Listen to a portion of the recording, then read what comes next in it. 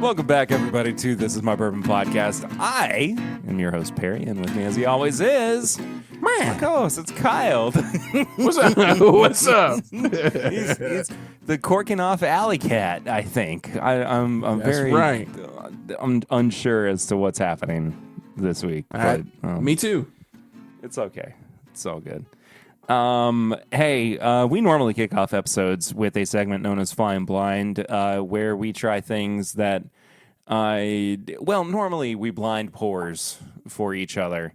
But that didn't happen this week, so we improvised, and what we're really doing this time is I'm making up for a tasting that should have been a lot more in-depth on a live stream that I was supposed to do this past Thursday.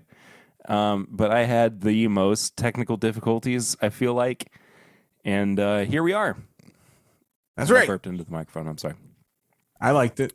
Hey, if it's still up on YouTube, go check out that live stream and give him feedback immediately. I think he would really appreciate it. He had a lot of fun with that live stream. So go back and watch it. And You're so sweet to me. You're so sweet. Everything about it went so. I mean, it's done Perfect. some numbers. Hey, we like some. Anyway, Kyle and I are tasting the new Old Granddad 7-year-old single barrel. That is 114 proof. So it's the high. Oh, he's got a down the barrel of the camera. Yeah, shot. give it a barrel shot. That should be another corking off thing. Yeah. Ooh, a barrel shot. Give them a barrel shot. Oh, it's not They like that. That's Yeah, fine. yeah. And give them a emblem shot. An emblem shot. Oh, well, your face is in the way, so it might not focus. No, I like it. It's good. It's good. This is really good. You're like, I'm sorry. I'm making bad when you're an content amateur on director purpose. and you're like, and there's there's dialogue happening on camera, and in the background you just hear somebody going, "Yeah, that's great. Yeah, that's really good. Yeah, let's make sure there's some."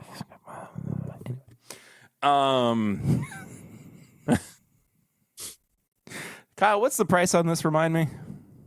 I think it's 55 MSRP. I got it for $59.99.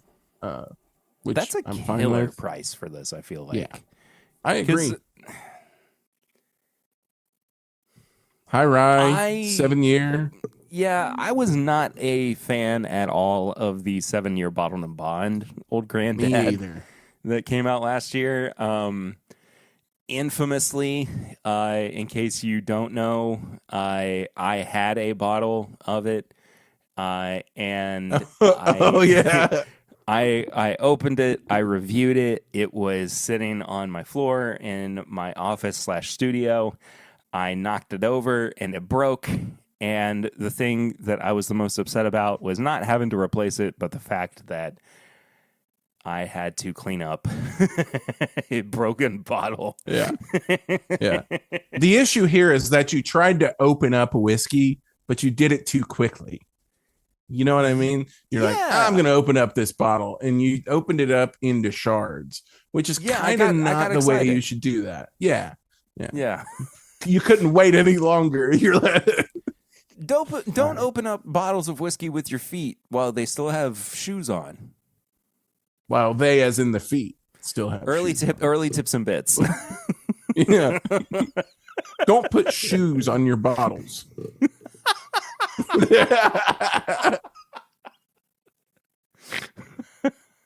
Can you tell that this week has gotten the best of us? I needed this.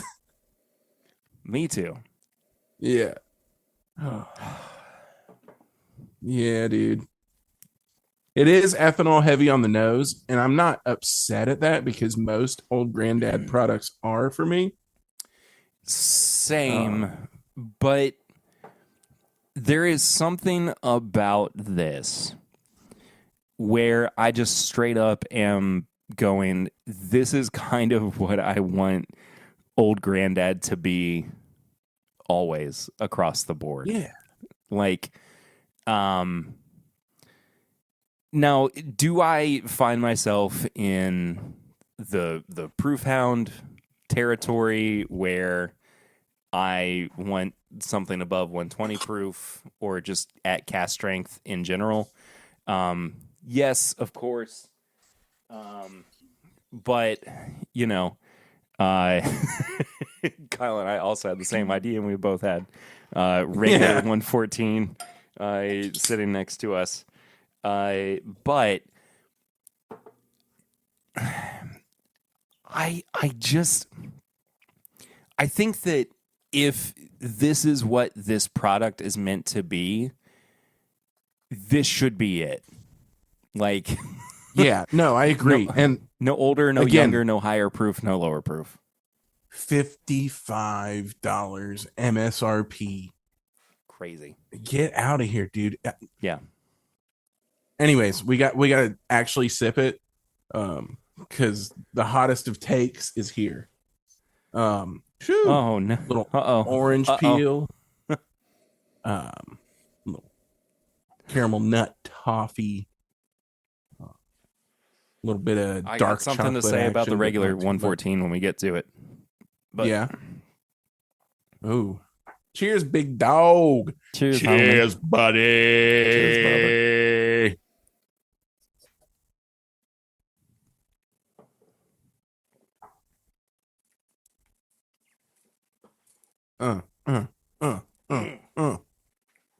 So much flavor, so much action, so much attitude.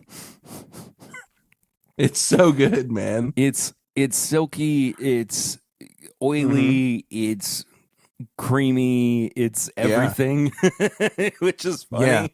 Those are all textures, and I love that you just said textures and no flavor notes. But it's true. And you know, I was talking about this on my episode with Herbert last week because he was asking about being kind of a novice with drinking bourbon.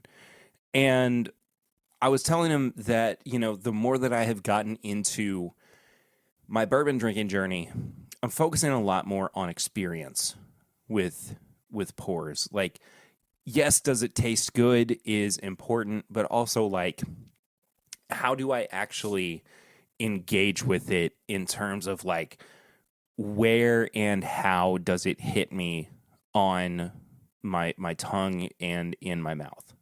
So, you know, does it coat? Does it, you know, leave a lot in the gums and everything?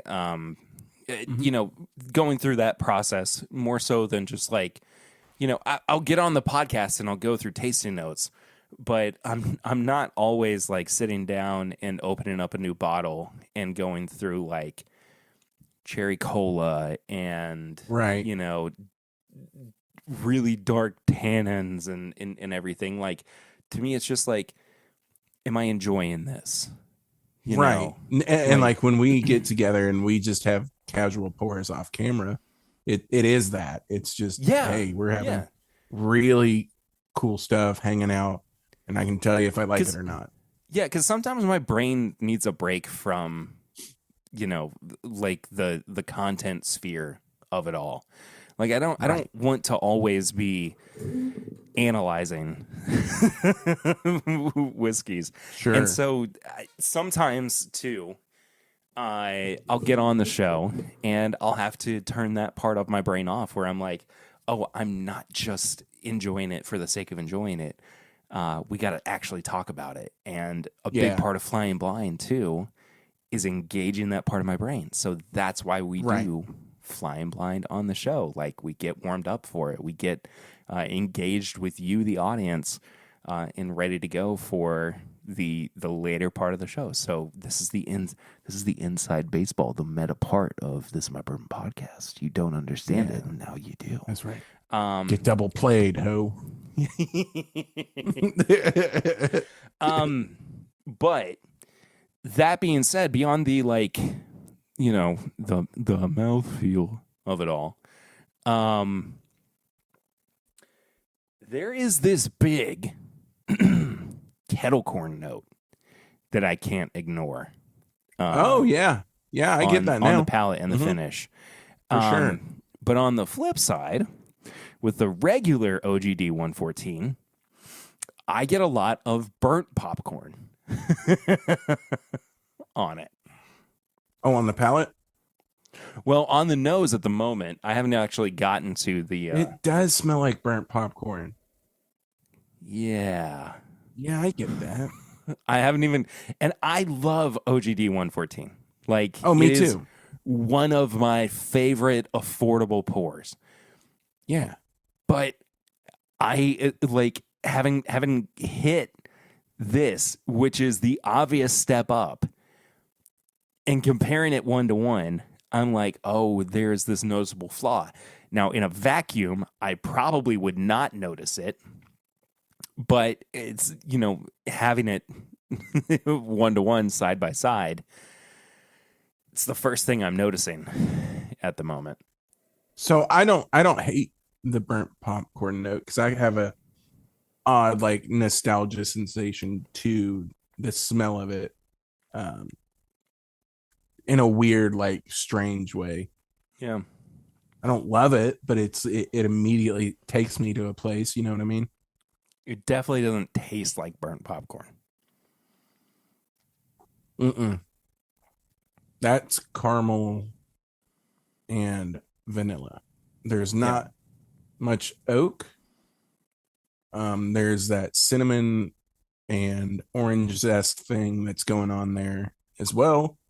Maybe a little orange cream savor action as well. Yes. I really like it. Yeah, I do too. Oh, yeah. It's so funny because I would have been perfectly happy with regular OGD 114 if I didn't know that the single barrel version of it existed. Like, yeah, knowing that this is a thing in the world, the 7-year age stated 114. Yeah. It's kind of ruined me for...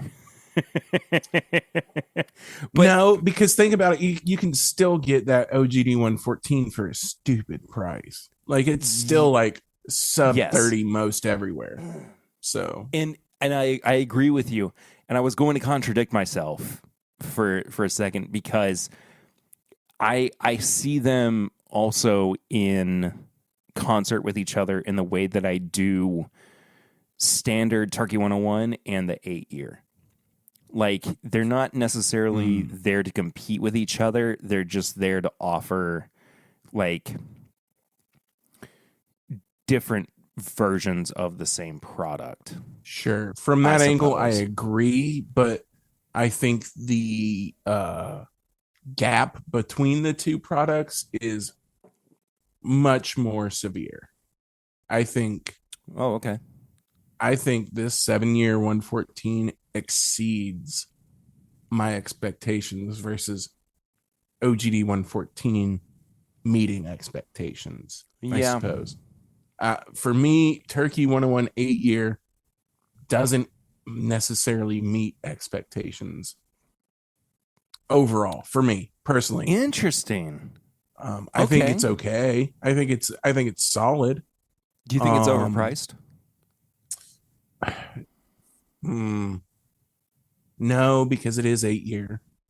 That's not fair to say that, especially when they're right now putting out 8-year Russell's picks for 75 plus, which is so no, I guess not. But I'm not happy with it. I think it's okay. I think it's very okay. But I also don't love 101 in general either. So maybe that plays a factor in this as well. Because, 101's okay to me. And then 101 8-year is good. So that's where I sit, I think. While this old granddad situation is like good and almost teetering into excellent for me. Yeah. It's that good. Now, if you've been listening to the show recently, you would know that I've had a very subpar handle of Turkey 101 that I've had monumental issues with. I'm going to try to do something with that I will catch you all up on hopefully next week. But, Turkey 101, just in terms of like a baseline, affordable, working man's everyday kind of poor, has always been in that category for me. But at the same time, like, we had on the pregame chats, which you can get at patreon.com/mybourbonpodcast from $5 and up a month. The pregame chats come out before every episode. So head over there if you'd like that. It's bonus content. And there's other things over there that you can get as well. I need to clear my throat real quick. Hold on. Thank you. That is how that sounded, but I'm using a microphone.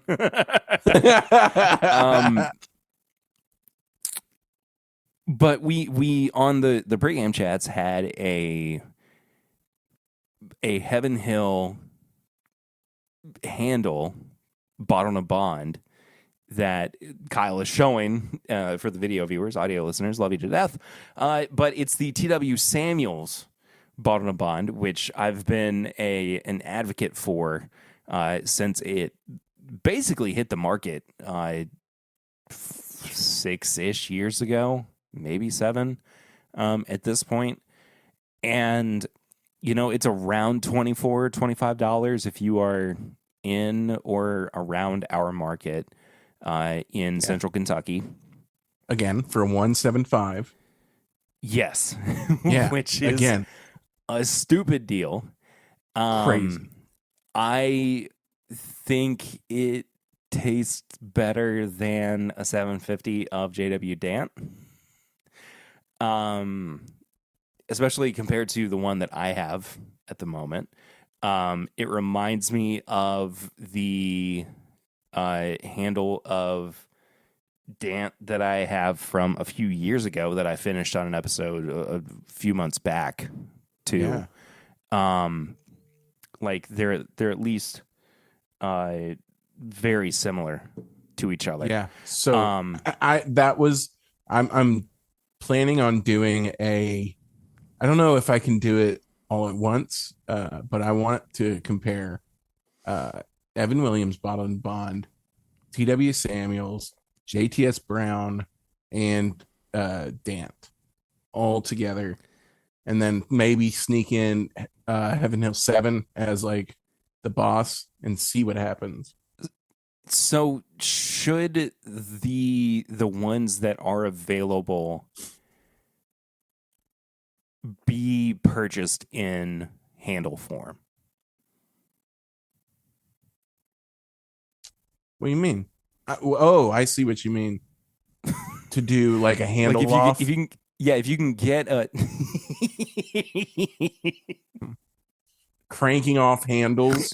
Like if you can get a JW Dant handle, if you can get a JTS Brown handle, directly compare it to TW Samuels handle. And again, there is no Heaven Hill 7-year bottle to bond handle. But just having what you can. That would be sick though. Yeah. I think it'd be fun. I mean, it'd be like $100. That'd be stupid, but it's a small investment for sure. Yeah. But it would definitely be. It would be amusing at the very least. It would be like intrinsically, you'd be like, "Yeah, this was worth it for me." Yeah, it's like the Eagle Rare that's in like the Grey Goose bottle, basically. It's ridiculous looking. So we'll maybe this will be our like one small news point of the week, but the Eagle Rare 30 that just got announced this week. Yeah.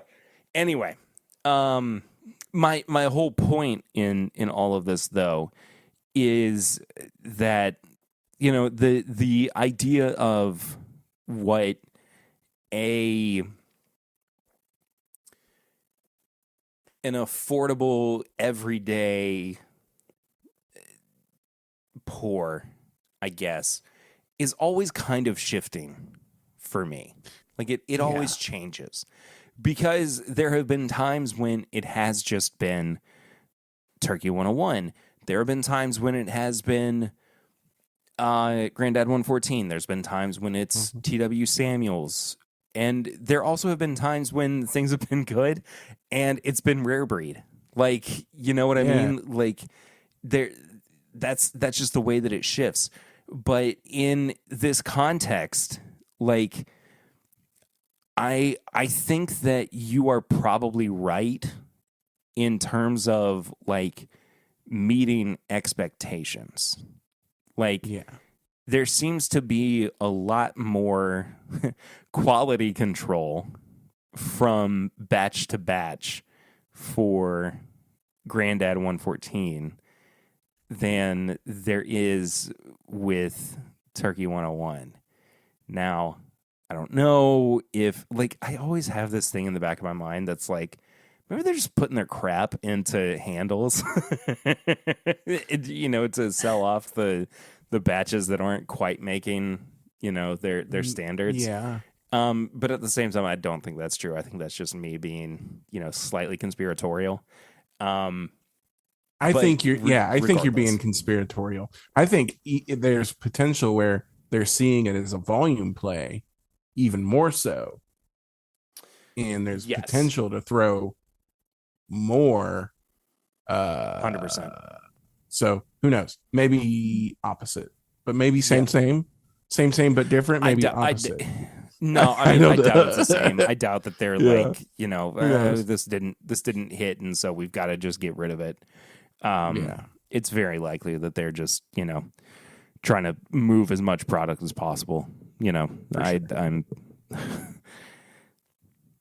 It's easier to be conspiratorial than it is to be realistic about the way that the industry works, and these corporations that are just trying to make as much money as possible. Like, that's all it is. Yep. But my general feelings about Granddad 114, and not having had a bunch of products that have come out this year so far, I just gotta say this is at least like top 10 for me right now. I would say so. Go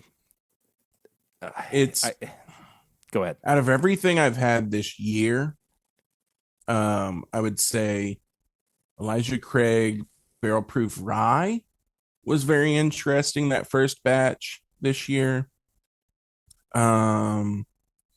This old Granddad 114 7-year single barrel. Let's see.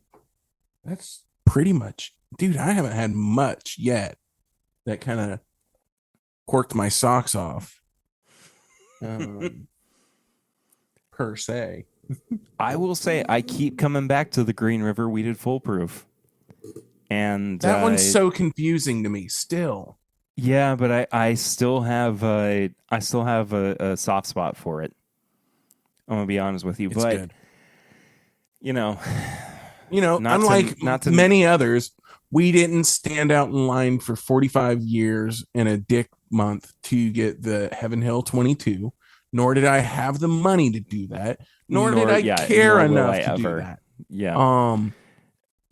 So we will never say, that was the best I've ever had. So sorry about that, guys. But there's a lot of good stuff coming out in that $55 range right now that you should pay attention to, especially if you see that old Granddad 7-year single barrel. Yeah. It is a single barrel, sure. So keep that in mind. However, if the quality is as good as this single barrel that we're having, your highs are very high at the very least. Yeah. For $55. There is still the Jack 14 year. Oh, God damn. Yeah, you're right. We did have Jack 10. So let's see. Number 1, Jack 14. Number 2, Jack 12. Number 3, Jack 10. And then Elijah Craig Barrel Proof Rye A126. Have I actually had that yet? Whiskey. If you haven't, I don't think you have let me try that.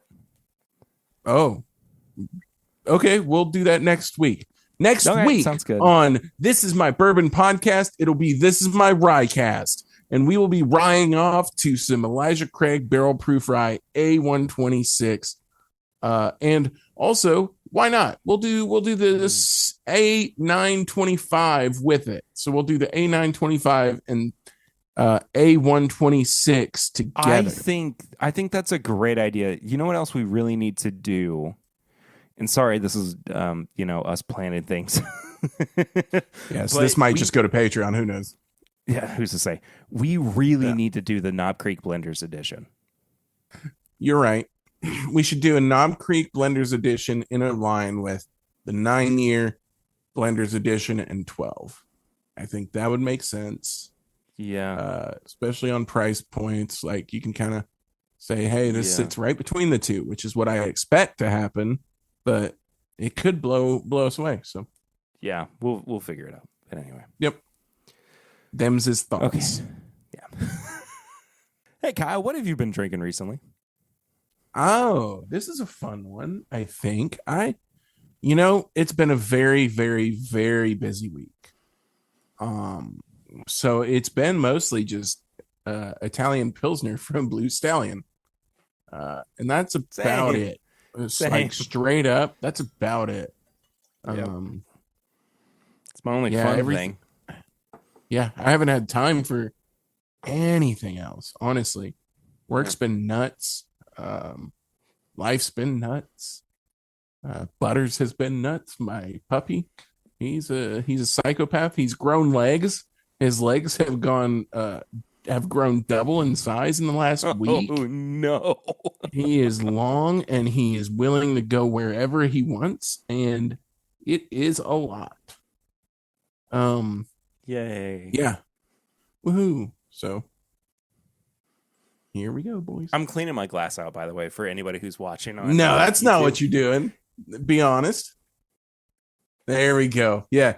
It's like what's their name? The bartenders behind the bar shaking their cocktails underneath the table.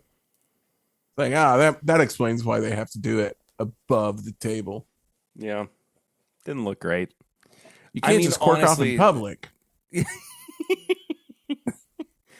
I mean, honestly, I've also only really had the Italian Pilsner from... That's it? I mean, it's... I mean, you should have at least had a Czech Pilsner from them. Well, I mean, that's as far as like interesting or fun things that I've had this week, like that's... Oh, I see. Yeah. That's just been it. Like... Dude. I don't know, man. Like it's just kind of been a long, frustrating week where I haven't been able to do anything fun. I was supposed to be on a Mario Kart stream with Jeff Wack this week, and I was not able to make that happen. I will not go into details, but I've got to have Jeffrey Wack on an episode of Corking Off. You absolutely have to have him on. What are we going to call that? You obviously know what we'll call that, and I'm not going to say it right here. We're saving that. It's going to be called Whiskey Frenzing Off. Yeah, Jeffing Off. Jeffreying off. Jeffing off. My name's Jeff. My name, yeah. That's the whole episode, dude. I would love to do that with it. It would be so fucking funny. Oh my god. Whacking off. Dude. It'd be so funny if the whole time if the whole time you're just going, my name's Jeff, and you're just like passing a bottle back and forth between each other, and you're just like, name Jeff, Jeff, Yep. yeah, my name's Jeff, Jeff, Jeff. Yeah. The tasting notes are Man, that's fine. We did a little blendy here too of the Grandad 114 and the single barrel. Yep. It smells way more leathery and tobacco-y. I thought the same thing. Yep. It becomes more beam, oddly enough.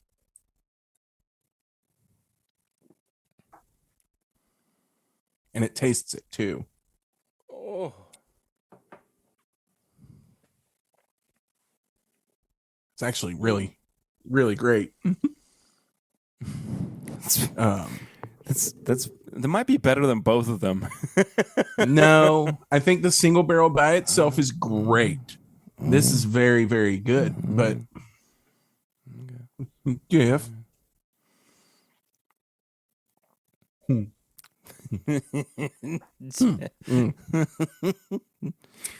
Jeff. Yeah. Jeff.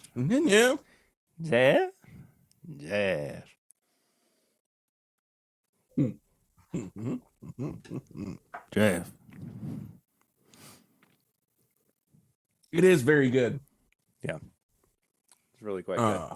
So, we are continuing our trying to figure out whether or not Willett is doing anything good right now series. Will it or will it not, I guess. Yeah. And this week, Kyle has blinded me with a couple of pours, and I know what they are. I just don't know in what order. But we are doing Noah's Mill versus Willett Small Batch. And I'm actually very, very excited about this. Like genuinely, I can't wait to do this. It's going to be sweet. I'm thrilled. So there's obvious differences, right? So the official difference is proof, obviously, where Noah's Mill is always 114.3, and the small batch is a cask strength product. Assuming both are 4-year minimum, I'm sure there's a blend of more on both, or higher on both. And the other difference is mash bill. I believe the Noah's Mill is all just primarily their normal mash bill, 72, right. 13, 15 or something like that. And the Willett has a wheated bourbon in it. So it's a 4-grain technically.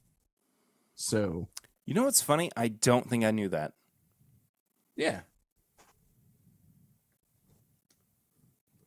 Interesting. So there are differences, naturally, but we'll find out which is which.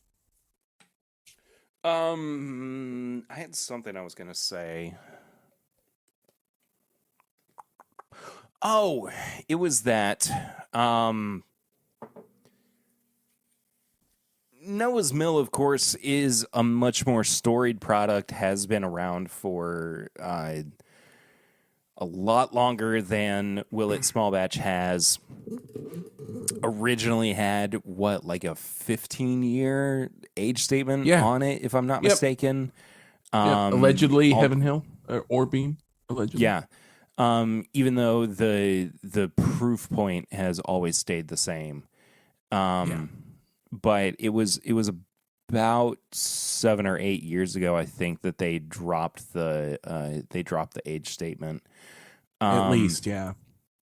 Yeah, roughly. It might have been closer to 10 at this point. But that being said, though, I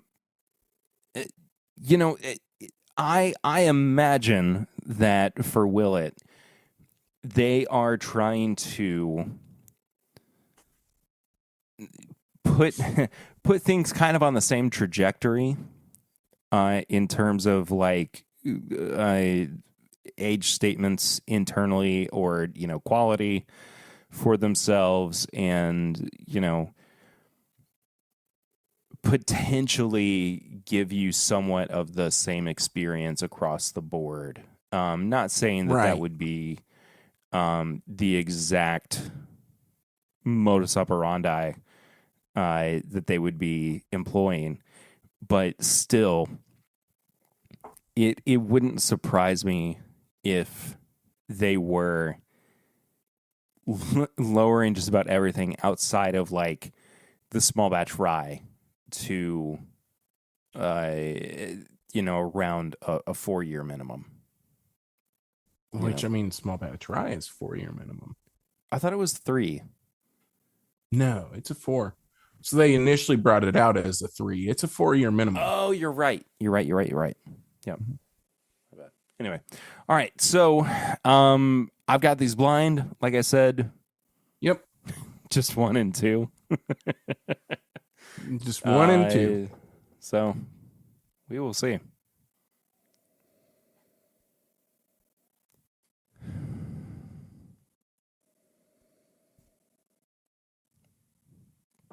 Stings the nostrils.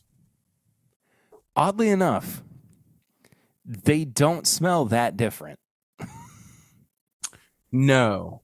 The top notes are very similar. I think both have that like buttery toast thing on the nose. Yeah. But I also get like cinnamon ethanol along with it. Maybe this is just where my palate is at this point in the evening. Is there something of a vinegar note in there too? Maybe. But that's pot still funk for you, right? Yeah, true. Allegedly. Definitely some cigar tobacco smoke. Oh, sure. On the nose definitely. Too. Especially just like lighter leafiness. Like Kyle would understand, sun grown, I feel like, more so than shade grown as opposed to sun grown.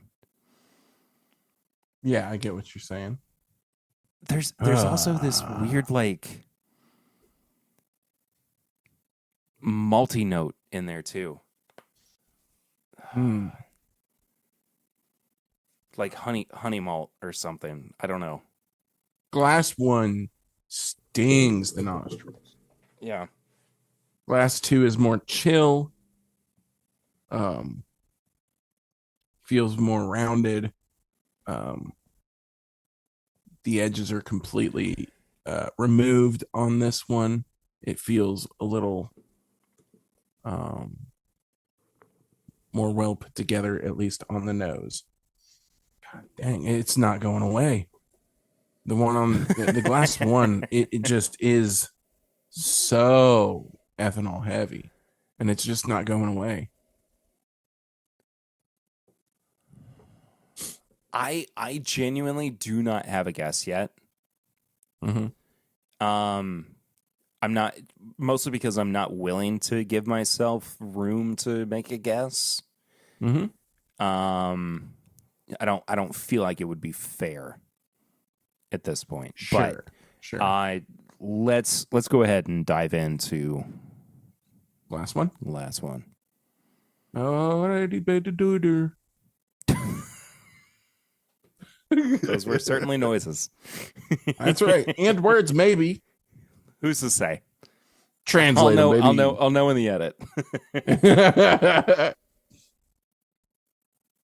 Okay, so that's a small batch. Yeah. I mean, that's sweet corn tart. Sweet tarts um Oh, that's rough. popcorn. I like the finish. Yeah, it's It even though the finish is the artificial like jelly belly buttered popcorn note. right. Oh yeah, yeah, yeah. Mm-hmm. Like it's Mm. definitely not, you know, it's not even microwave popcorn. Yeah, like you got It, to be careful, or else you might get bean boozled. yeah, Yeah, it's might be kind of the in that stinker.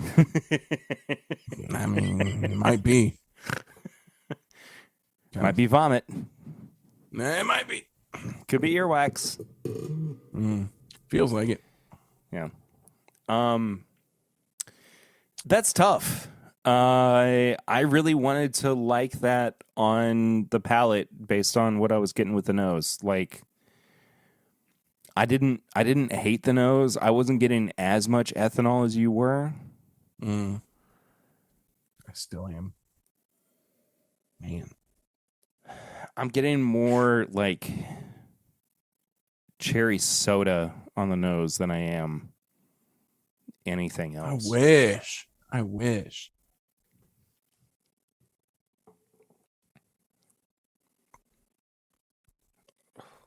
It starts bitter. For me, I get the kettle corn, but I get the kettle corn with the burnt like bottom. So like when they overcook the kettle corn at the county fair slightly, Yeah. and I bite into one of those kernels, that's what I get. Um, and the caramel is also bruleed past where it should be. So it's burnt Yeah. caramel, it's burnt popcorn, burnt toast. Yeah, it's not brown butter, it's burnt butter. Um, yeah, a lot of burnt flavors here, guys. You could convince me that this is young Kelvin, um, because it just tastes burnt. Um, and I know you guys might love your Kelvin barrels. I think it takes forever for a Kelvin to really do its thing. Like the first 4 years, you're just getting smoke, basically, in my opinion, Yeah. from what I've experienced. So, The yeah. more that I smell glass number 2, Mm-hmm. the more that I'm getting traditional Willett. Yeah, Just me that too. that very intense buttered popcorn Yep. nuttiness. Mm-hmm. Um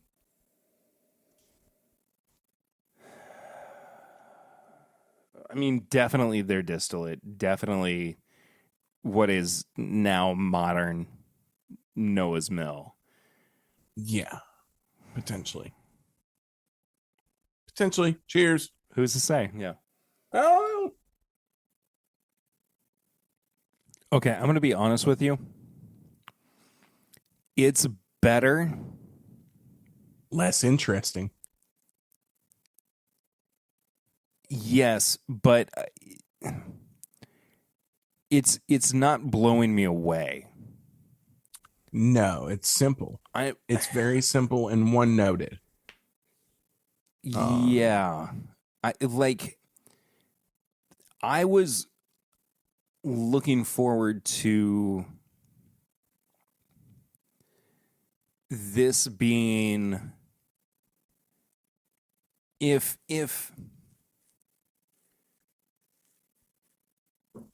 one of these were, say, like step 1, whatever the other one was should have been like step 4 or step 5, right, in the profile or the product range for Willett. Sure. And instead, it feels more like step 2.5 at most. Yeah.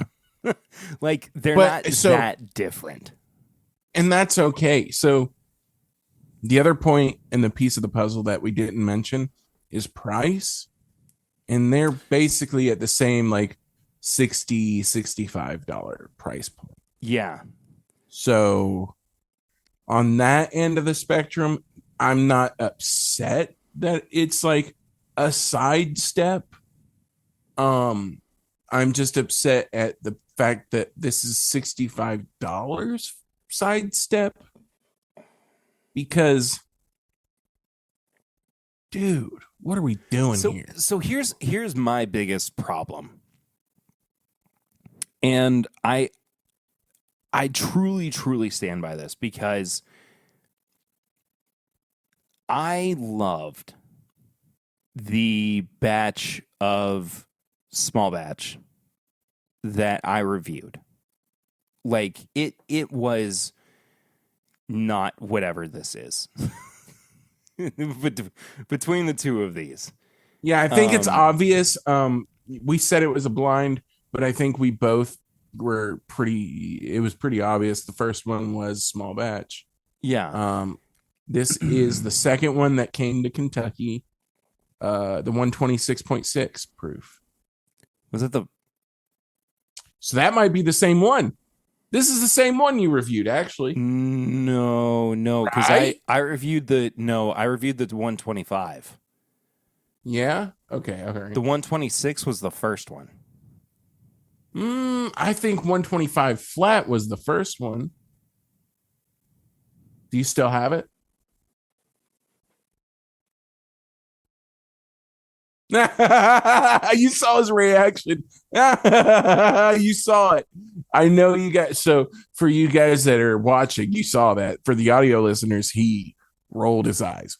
Clearly rolled his eyes when he grabbed that. Go ahead and tell him.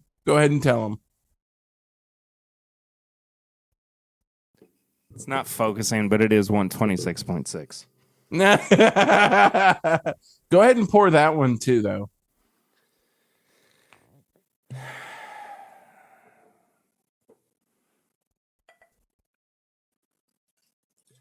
I mean, we have to validate the parking here.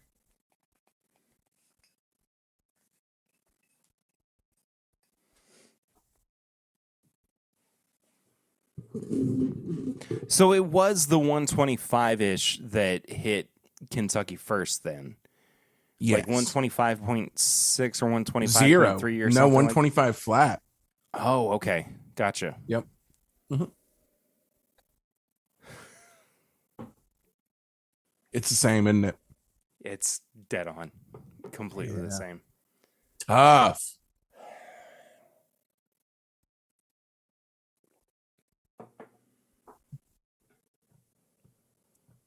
And I was pulling for the small batch when I poured both of your samples because I noticed a very distinct color difference. You can't really tell here, but the small batch was darker. And that makes me think it's a Kelvin heavy. Yeah. Or it's just like, I think you mentioned this in your review that you think this might have been more high Rick stuff, or was that the Jackson Purchase that you thought was more high Rick stuff? I can't remember. Oh, yeah, because I know you did a side by side with those, so I'm trying to remember. No, I want to say the Jackson Purchase is the one that I said was high Rick because. Oh, that's such a good question.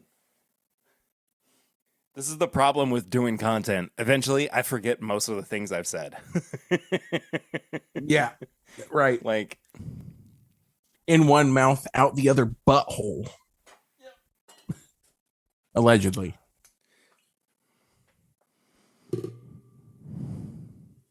Ooh, you're about to Jackson off. Yep. It was definitely the Jackson Purchase that I said came from higher Ricks because, first of all, the color. Second of all, yeah, I remember, wasn't it like 4 or 5 years old? I think it's 5. Yeah, it might and just be 4. I remember it being. I remember it having like just a heavier profile, in general than than it should have. Yeah.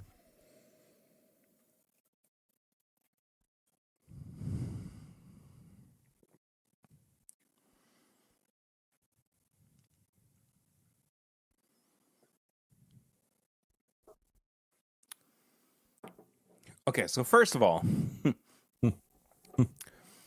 I think the Jackson Purchase might beat both of these bottles. I would be willing to bet that. That's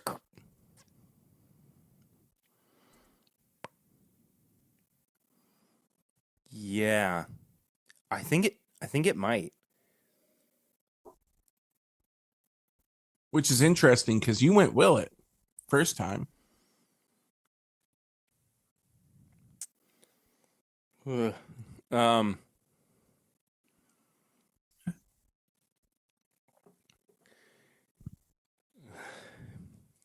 the Noah's Mill is not doing great for me tonight. Oh, really? I do like it more than small batch. I think. I don't know. It's pretty flat. It tastes. Small batch is not doing great either. No, I think Noah's Mill has buttered toast, and that's about it, which is fine. There's a little cinnamon red hot that is on the finish. Yeah, it's like cinnamon. Whoa, okay, buttered like cinnamon sugar buttered toast. That's about what I get on Noah's Mill, which is nostalgic for me. Because as a kid, I would do that for breakfast. But that's about all I get on it, the Noah's Mill. The small batch is so loud and disjointed the entire time. There's not a moment in time in the experience where I feel like it's all coming together. It always feels weird. I don't know how to explain it. Yeah. The dark horse Dude, out of the tasting. But that's what happens when you have a world-class distiller distilling and aging and monitoring and blending the product. So you know what? We actually might have.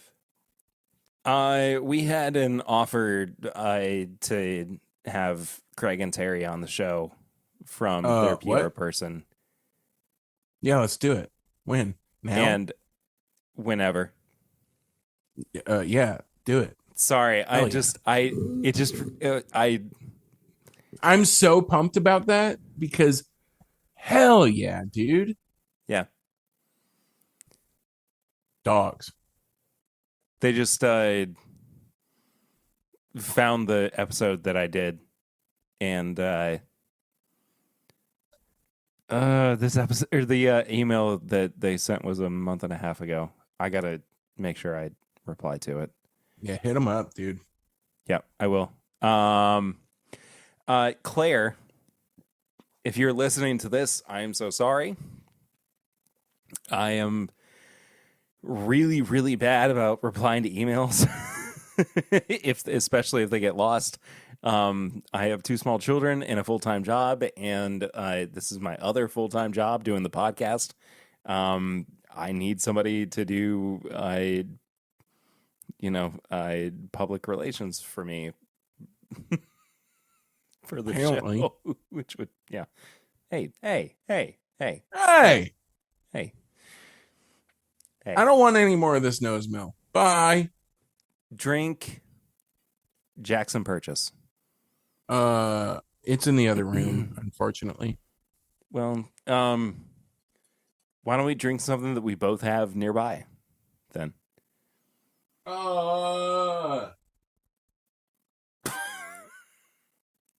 What you got, bitch? Hey. I mean, friend. Hey. What you got there? What you got there, good friend? What you got there, female friend that I respect and love? What you got there, female dog that I love and cherish immensely? Oh, shit. Oh, I know what we can both lean on. Knob Creek single barrel, obviously.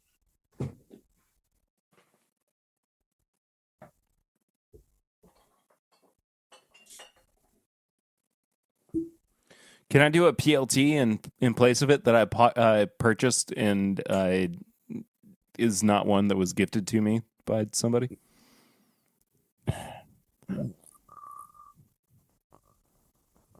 Yeah. Okay, fine. Yeah. Whatever, dude. Do you? Hey, you know what? You know what, man? You know what? You know what? You know what? This is for you. That's for your wife. No, this is for. Sorry, I was getting mirrored off. You. This is you. You know You and then then it's so the fact that you're double ringing off with the double tri-stand triple threat Magic Man boy is dangerous. You make me sound like I'm a Green Lantern, which is so funny. Yeah, kind of. I mean, look at you. You're basically him. I'm like tall pour this just for the audio. Ooh, oh, your mouth. The way your mouth was.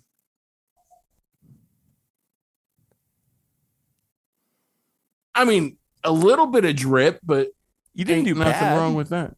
Not bad. You did great. I mean, I got 2 ounces in there, which is a lot. Okay, so audio listeners, I'm sorry, you don't know what's going on at this point. Kyle and I have been recording for a while. It's late. We're playing games at this point. But what he did was a long pour. Mm-hmm. And he did a long pour of a Knob Creek single barrel. I'm doing a PLT, which is similar. Rare character. But I bought this, so I don't have to be cagey about it. It's the Winter Circle single barrel from Bluegrass Barrel Figures. Oh, hell yeah. Yeah. 10 years, 7 months, 129.14 proof.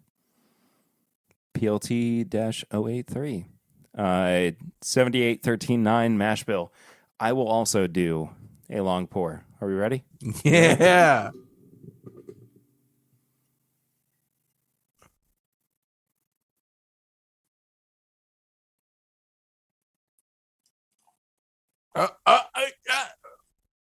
There we go. Yep. It was the middle correcto that fixed it all. Too long, too short, too medium. Ever worn a medium out for a night of drinking? I mostly just hope I didn't ruin my iPad keyboard. Well, either way, RIP. This podcast will feed generations, and you could fix that keyboard if it is bad. Sure, something like that. Just gotta wait until the first of the month for the Patreon money to come through. Patreon.com/mybourbonpodcast. Support the show.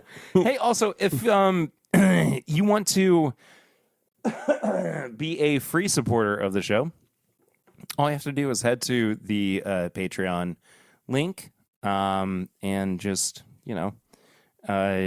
say, I want to support the show as a free supporter. You don't actually get anything other than every now and then I say, hey, what's up? Hope you're well.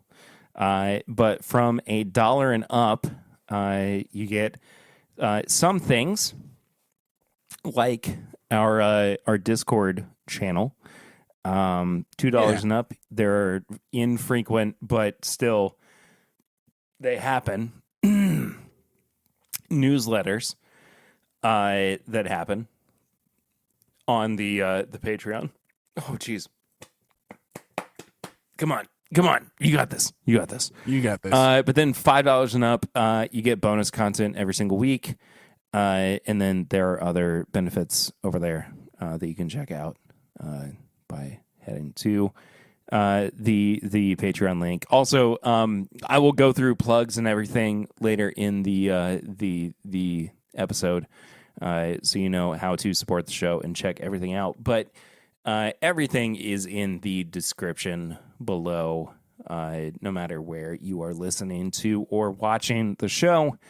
So it's very convenient for you, and I do a bad job of plugging some of that stuff up top. But also, the one concession that I will make to the algorithm these days is that it's better to just hop into content that you're making instead of like a long intro. So I'm like now just going like, hey, this is my Bourbon podcast. It's Kyle. We do a thing at the top, and here we go.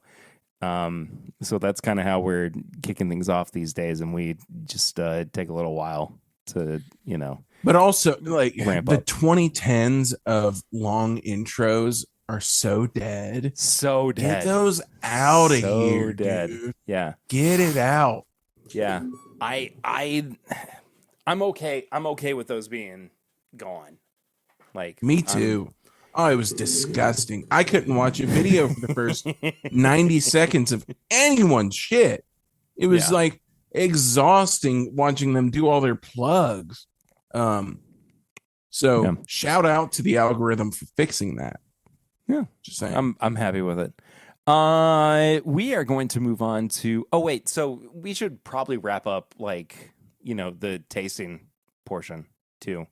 And just say, I think it was fairly obvious that neither of them really knocked our corks off. True. It seems like if you want interesting and weird, I would lean small batch because it is weird. It's a 4-grain. It's funky. They're not really looking for a profile, the way it acts and the way it moves. So if you're looking for an engaging bourbon, go for the Willett small batch. If you're looking for the classic Willett flavor, at most likely 4 years. I mean, the way it tastes is like bang on, comparison wise, flavor wise, age wise, attitude, very similar to small batch. But if you want basic Willett just to sit and hang out with for $60, I guess, then go Noah's Mill. That's my opinion. Perry, what do you think about that? Buy Jackson purchase. Over. Yeah, I mean, over both. That's sorry that it's Kentucky only. I know like 90% of you who are watching and listening are outside of Kentucky, so I'm sorry, but come hang out with us. Here's buy what a bottle. I actually would like to do is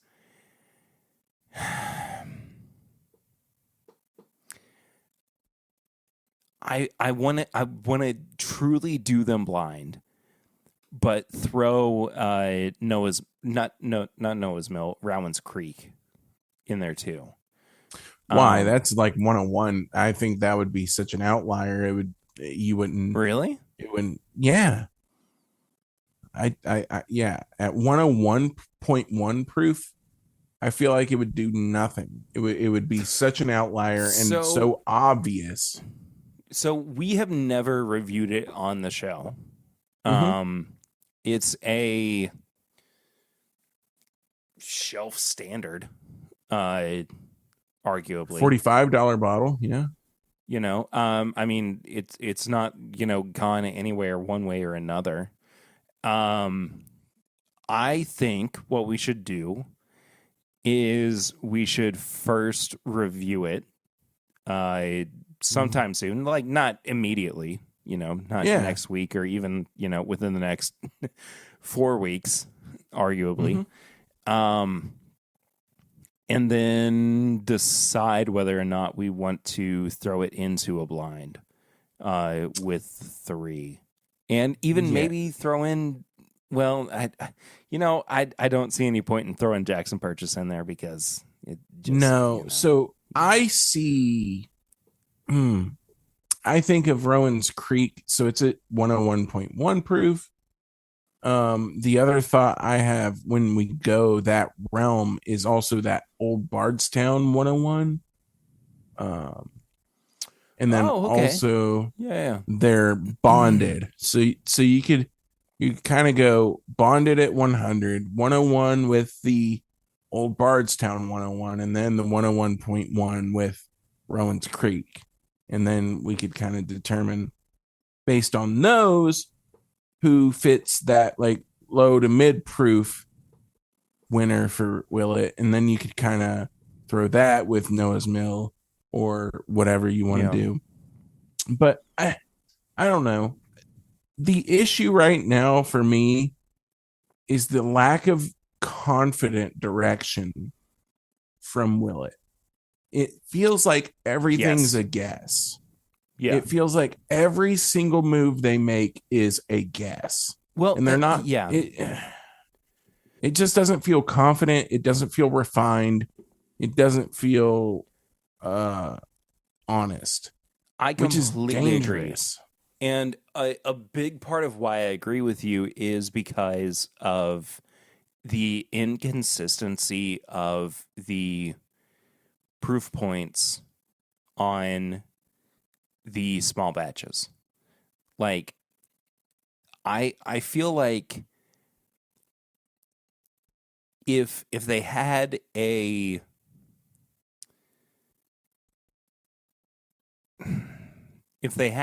steady flow of barrels and a steady flow of quality control, then they would at least be able to maintain something relatively similar, right? But I feel like it's been fluctuating too much, and I don't know. I'm not entirely convinced that it's the black sheep just yet. So I'm okay with small batch being inconsistent in proof, in age, in profile. What I'm not okay with is them not being confident in it. Just seems like they just threw 70 barrels together and sent it out to market and called it a day. It just doesn't feel like, yeah, this is what we wanted from day one. And if it is that, man, it's just such a miss for me. I do not disagree with that at all.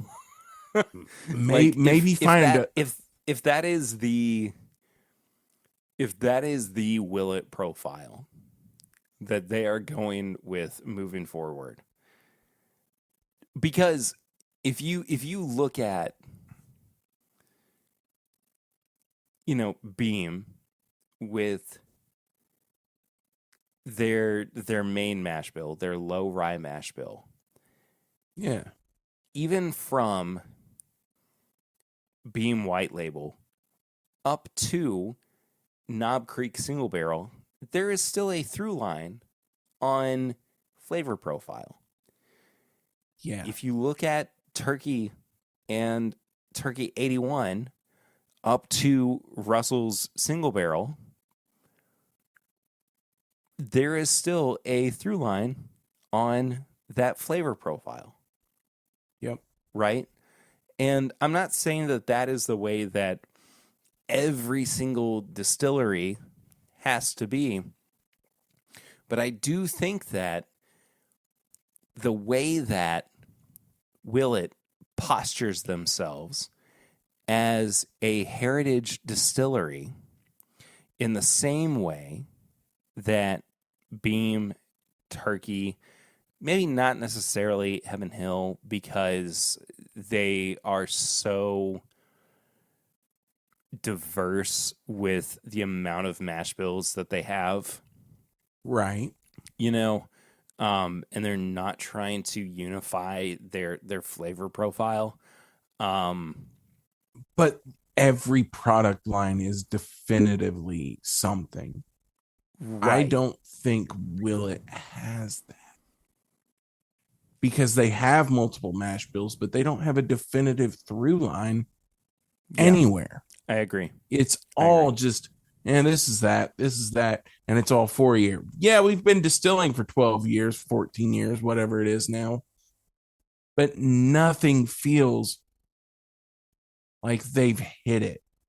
And I don't think they're like, dude, come on. Like, there are other, let's say it as it is. They're a craft distillery. Like, they're not heritage. I think so. They're craft. And they taste craft. Because they're not going in a specific direction with anything. It just feels so unrefined. Yeah. Yeah, completely. Yeah, and I don't know what it will take to get them actually organized or in that right direction either. We're going to make 72, 13, 15 all year long, and just that all year long. And we're going to find the right barrels all year long, and we're going to really nail it down. I don't think they've been doing that, period. I feel like we're just throwing mash bills at a wall that we've seen from, oh, well, it worked here and there, and it worked with this, and it worked in the past, but you don't have, I don't know. Well, it just feels, to that point though, like, tough. Maybe they just have to lay into the pot stilling of it all. Like, honestly, maybe that's why I don't like it. Yeah, right. I'm not saying it works, but I'm saying that it works for some people, and if that is what their brand is going to be, that should be what they rely on. But what made them popular? It was 19-year-old Heaven Hill barrels. It was sourcing 21-year-old Beam. Yeah. What were those guys doing? Oh, they were doing huge column distillations. So, but in that spirit, though, that market just does not exist anymore. Sure. So how do you rekindle that vibe? You lean into that NDP vibe that you had again, because nothing that they're putting out right now is worth $700. Are you kidding me? No. Are you kidding me? No. Not a single thing that they've put out at 12 years old is worth that. No. And I'm hoping for market correction. I'm hoping for them to realize that everything's sitting.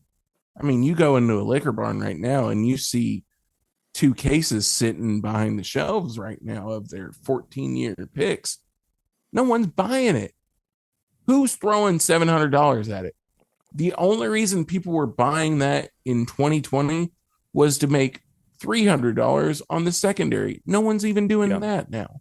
It's not worth it.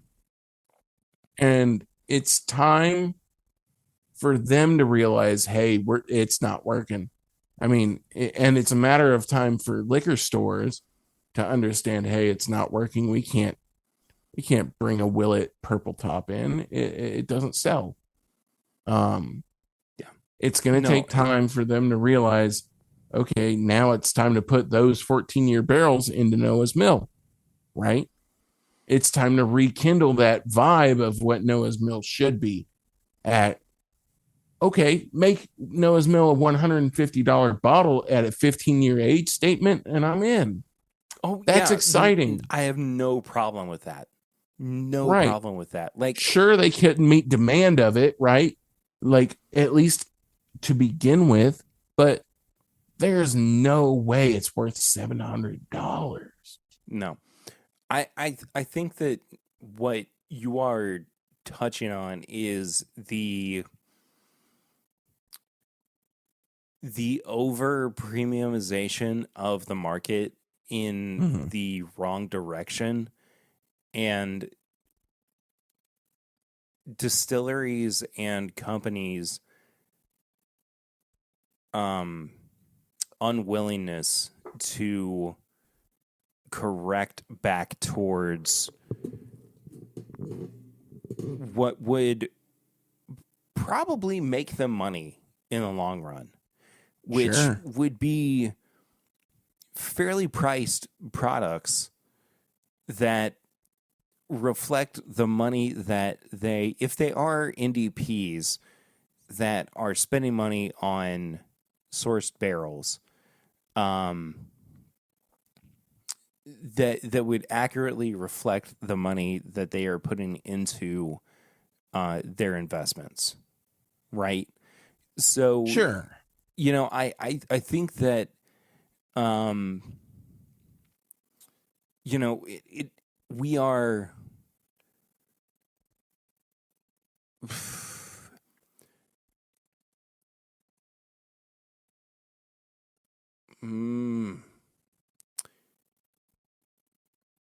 We have already moved on from the the greediness of some distilleries Almost. or parent companies who Yep. probably are not going to move towards market correction. Or even if they are, it's not going to be enough towards, what would ostensibly be fairness towards customer Mm-hmm. customer appropriation, I guess. I don't know a better way to put that. Yeah. But I think that if you are operating what is largely considered to be an NDP, you can't keep, operating right now with the same expectation in 2026 that you did in 2016. Like those two things do not align for a few reasons. One, because the barrels are not being sold for the same price that they were 10 years ago. The market is not expecting a purchasing price once it actually is on the shelf for it to be the same price. And also, like, there are so many options for the customer anyway that Right. if they don't recognize a brand, or even if they do recognize your brand, but they see value in another unrecognized brand, and it's something that they have no loyalty to. There is a high likelihood that they will go with it, over your already somewhat established product.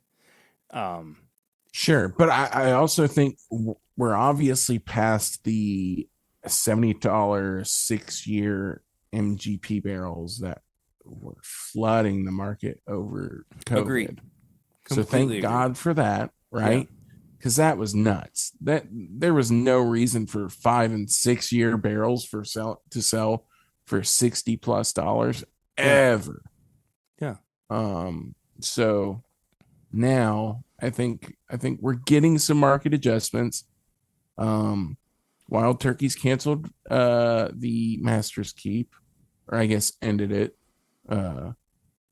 politely by releasing what, a $300 bottle to end it Yeah, after it in favor started at of 100. the Master's Keep sequel, essentially. Yeah, whatever it's going to be, but Yeah. it's fine. And if the Masters Keep sequel drops back down to that 150 price where it should be, and we just throw away the box, wonderful, super in. You know what? Like, throw away the box, throw away the stupid card, throw away the stupid twill that you got in there. Fuck it. And like, we don't need that. Um, just give me the juice. Anyways, yeah, like you're saying, I think Willett's placed in a weird position right now.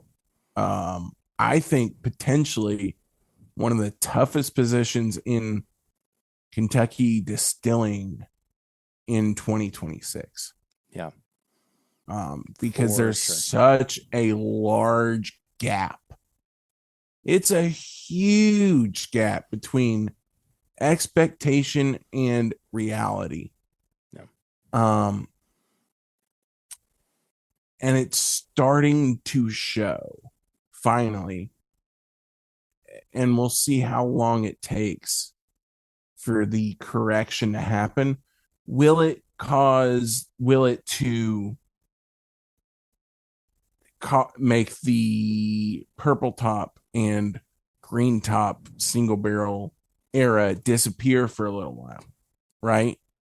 To correct the market, to fix their losses potentially, depending on how long it sits, right? And maybe not how long it sits, because that doesn't matter to Willett as much as it does the sales of the single barrels to these distributors. So I guess, how long do they have till all of the distributors are like, dude, we can't afford you. No one wants it. No one wants it at this price point.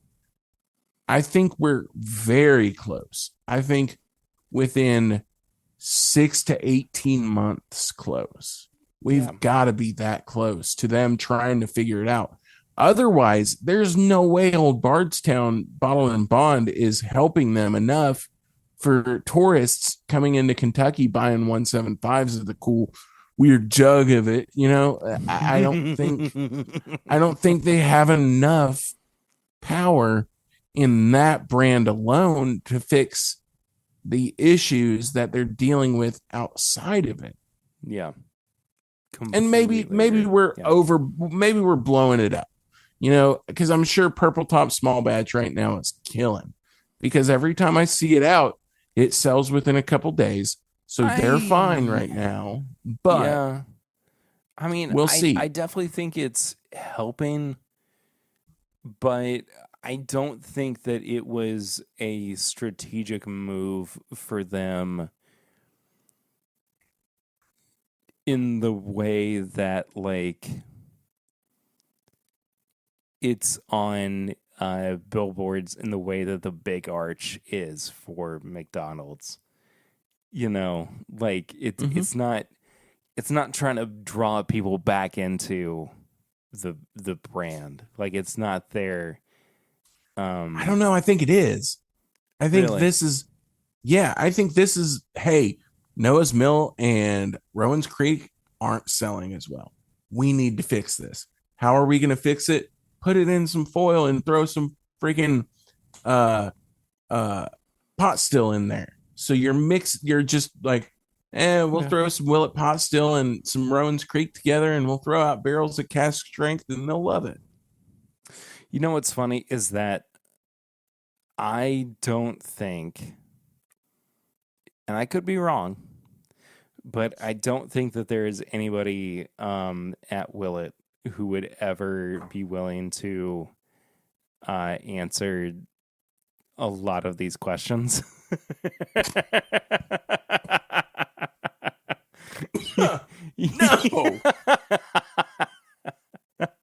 Are you kidding me? But hit your boys up. We'd love to have you on the show. It would be a lot of fun. Anyway, we have diverted and converted and reverted and multi aligned and maligned, and we've also gotten to a point where it is time for us to move on to our next segment of the show. Smegma. Known as It's going well. Barrel Rings. Ring that barrel, daddy.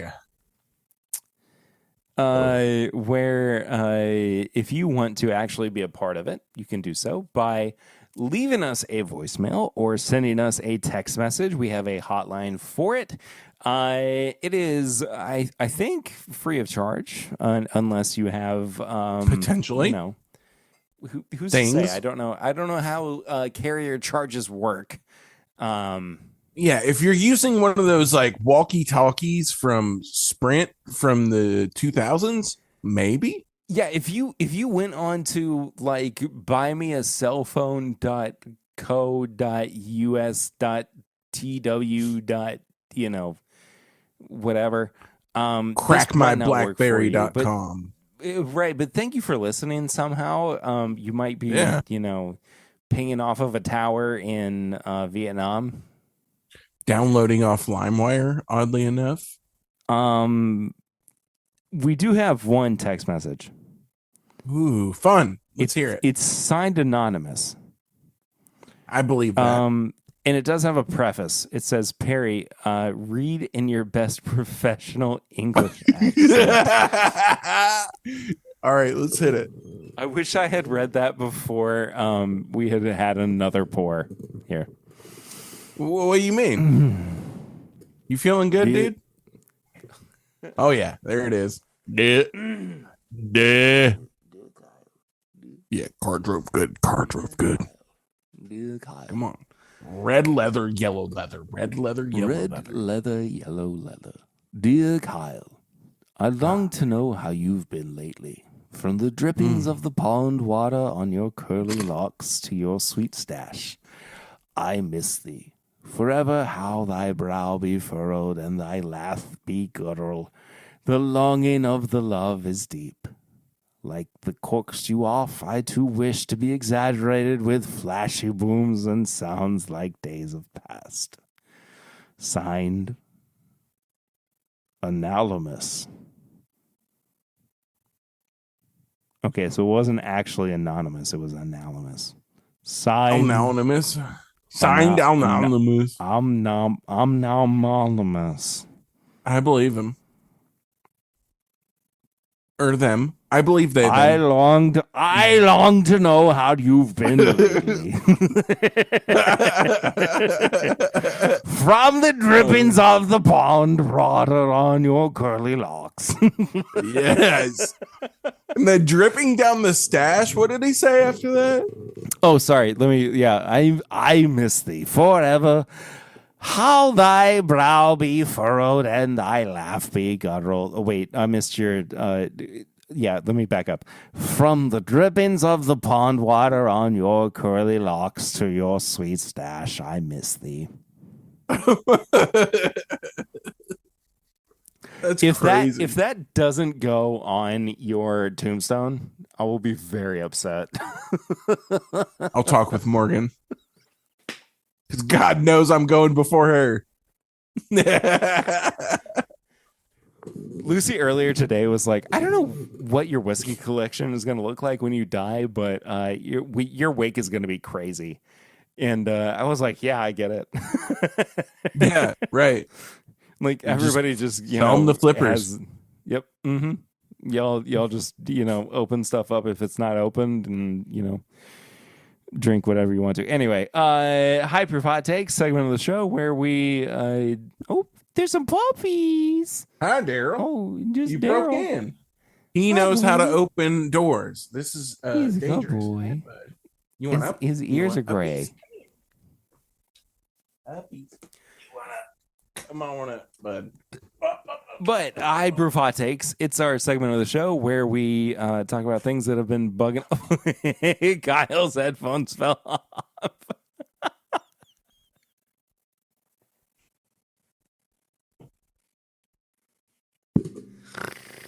Yay!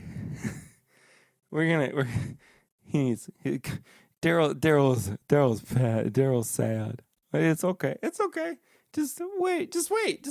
That's okay. It's fine. Go.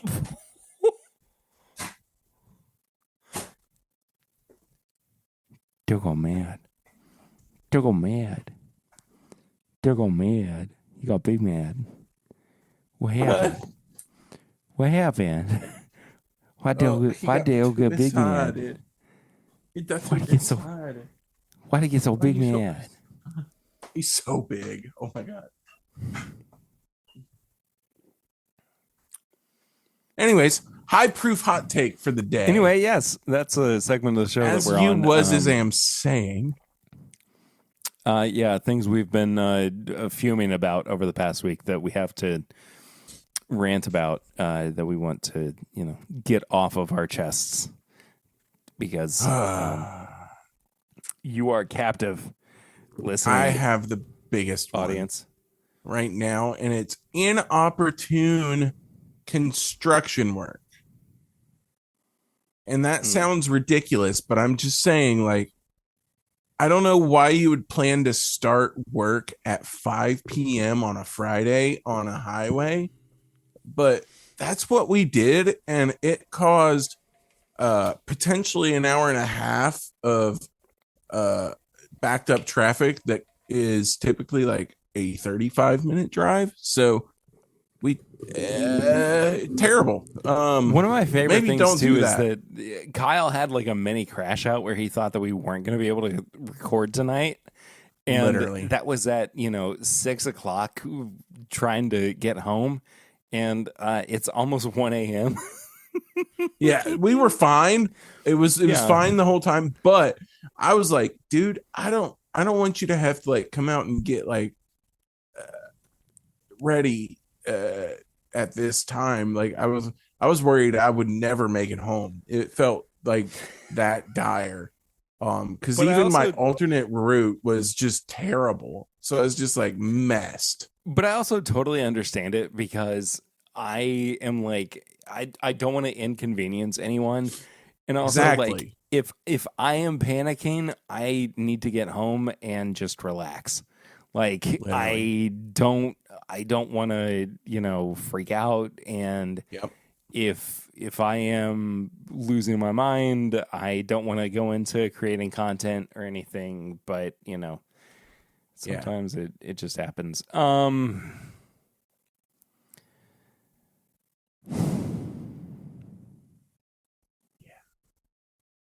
The huff of regret.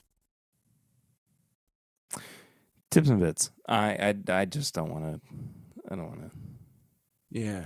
I don't want to do high proof hot takes this week. Tips and bits though. Things. Yeah. It's gone. Tips and bits are the things that we have been watching, reading, listening to, playing, enjoying, that we want to recommend to you that we think will elevate or, maybe give you some kind of joy in your life because they have helped us get through the past week. One way or another. Kyle, do you have any tips and bits this week? Yeah, I do. It was a very long week. Stressful week. Very difficult week. Hard work, hard thinking, lots of brain power being utilized. Therefore, I didn't have much time for myself to relax. But I learned that early morning coffee outside in the springtime Yes. with dead silence Oh, it's so is the good. most perfect thing a human can experience. It is so good. Phone tucked away, put your phone inside, put any distractions inside, give yourself 30 minutes early morning and just enjoy the outdoors. Um yeah, that changed everything for me this week. So, I echo that. I love that so much. I don't get to practice that as much as I want to or used to because it's yeah, yeah, this year. it's tough. Because Yeah. I have two kids now. Um Yep. I need to stop saying that. That is turning into my Your early my mornings just have to be earlier. That's all. You right, know? but saying that I have kids is turning into my personality trait, and I don't like that. So, You know what I mean? but it Like, is, it becomes that. You're in that right, age range where it, but I'm not that. Like, I have kids, and having kids is separate from me being a person who is sure. compassionate and um there when you need me to be, but also at times I am selfish because I get overwhelmed and I am tired and I sleep in more than I need to. Like, like it's easy to fall back on the things that are very available to Mm-hmm. define me, which are and I think like I said this a few years ago, um, that I didn't want to only be known as the bourbon guy.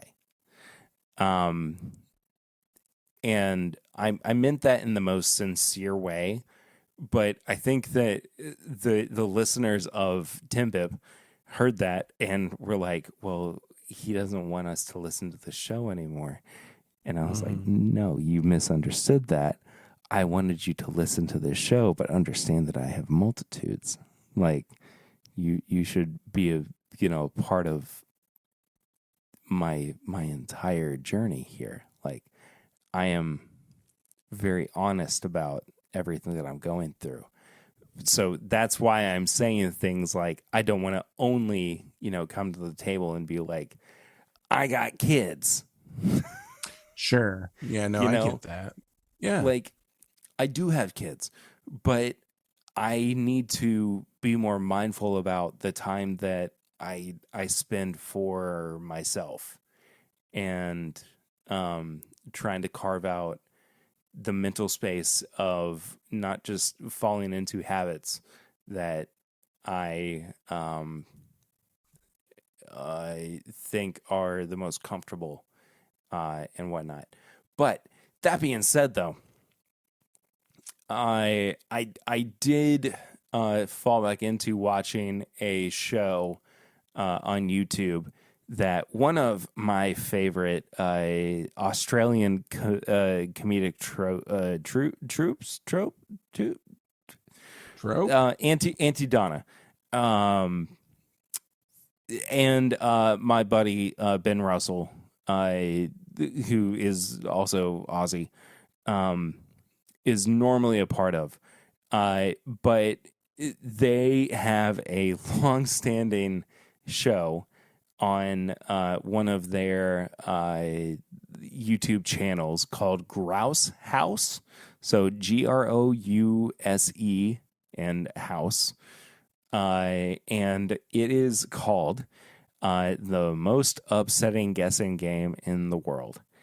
and it's basically like Party Quirks, which is an improv game where the way that it's typically played, and I've talked about it on the show before, but I haven't talked about it in a while because I kind of forgot about it, and then I started watching it again this week, or over the past couple of weeks, and I was laughing so hard that I genuinely almost peed my pants. But they give people nearly impossible points for somebody to guess on their personality traits. So it would be like, hey, I'm Perry. Like so say you're Kyle, you're the host of the party. I am. Right? But I'm Perry. I'm a guest of the party. You don't know about all of my my quirks that you have to guess. But I'm Perry, but I'm Perry from an alternate universe where instead of wearing a blue shirt, I normally wear red shirts, and also you don't know it, but I've never seen any Spider-Man movies, and if you said the word dog, I thought you meant cat. And also, if you said blue, I had to throw up. Like, it's that kind of level of like guessing that just went on and on and on. And it's so it's so funny and it's so engaging, but also so frustrating. And I highly, highly, highly recommend it. Because you will lose your mind and also understand my level of humor to a degree. Yeah. And that's it. That's all I have right now because my brain has shut off. Kyle, where can people find you on social media, please? You can find me at Corking Off. That's where I do most of my corking and cranking and peating and potentially whacking off. Maybe. Yeah, you can find the show at My Bourbon Pod on all social media channels. You can find me at pritter1792. You can support the show on Patreon at patreon.com/My Bourbon Podcast, right? Yeah, I think that's it. Probably. Regardless, yeah, I don't know. The link's below in the description. $5 and up, you get bonus content. There's also some other things over there that you get things for being a supporter of the show. You can send questions or comments to thisismybourbonshop@gmail.com. You can also find all of our apparel and merchandise at bourbonshop.threadless.com. Get a shirt that says This is My Bourbon Podcast on it, or a hat, or some stickers, or a skateboard, or a phone case, or a shower curtain, or whatever. Corked to completion shirts coming soon. Kyle's going to have plenty of content. We'll see. I don't know. I just thought that was stupid. It's gonna be great. It's gotta be a thing. You can also send us your thoughts, your questions, and prayers. We might answer them. Who's a send me? No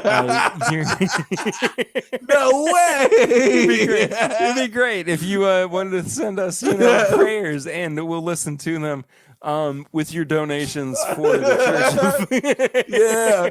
Hey, we're basically Joel Osteen. Hit us up, baby. Yeah, 859-428-8253. That's our shit. hotline for barrel rings.